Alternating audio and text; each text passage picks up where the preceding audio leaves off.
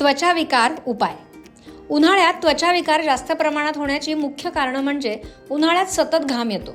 जर त्वचेची छिद्र, धूळ, मृत त्वचा किंवा पावडरमुळे बंद झाली तर घाम आतच साचतो. त्यामुळे रॅशेस आणि खाज उद्भवते.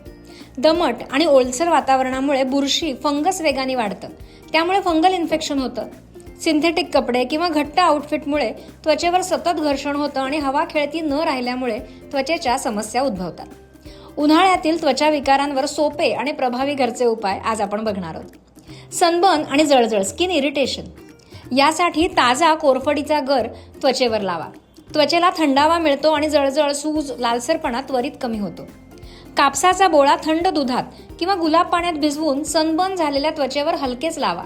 इरिटेशन कमी होतं. घामोळ्या आणि पुरळ, हीट रॅश. मुलतानी मातीमध्ये गुलाब पाणी मिसळून लेप लावा. सुकल्यावर थंड पाण्याने धुवा. त्वचा रिफ्रेश होते. चंदनाची पावडर आणि पाणी एकत्र करून लावल्यामुळे देखील त्वचेला थंडावा मिळतो आणि रॅश कमी होते. तुळस आणि कडुलिंबाच्या पानामध्ये अँटीबॅक्टेरियल गुणधर्म असतात.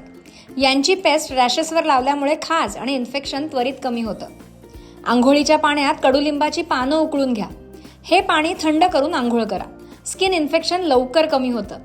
आंघोळीच्या बादलीभर पाण्यात 2 चिमूट तुरटी कुटून घाला.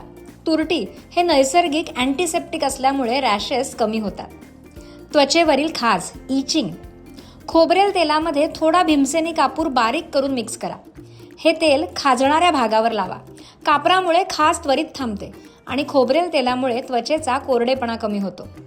ताज्या कोरफडीच्या जेलमध्ये पुदिन्याच्या पानांचा रस मिक्स करून लावा.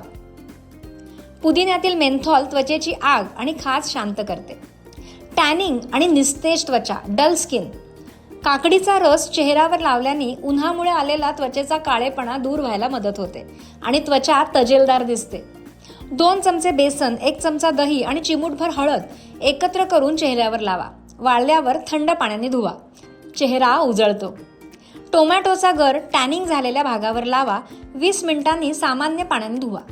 टोमॅटोमधील लायकोपिन हे नॅचरल टॅनिंग रिमूव्हर म्हणून काम करतं. कितीतरी उपाय आपल्या भोवतालीच असतात, पण आपल्याला त्याबद्दल माहिती नसते. जिथून पाश्चात्यांचं अनुकरण सुरू झालं, त्यांच्या जीवनशैलीची आपल्याला भुरळ पडली, तिथून आपण आपली संस्कृती विसरत गेलो. आता वेळ आली आहे पुन्हा ती जाणून घेण्याची.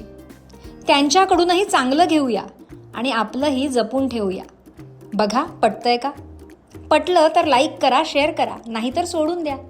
आम्ही आपलं सांगायचं काम या सिरीजमधून करतच राहू. औषधांशिवाय आरोग्य, घरचे उपाय.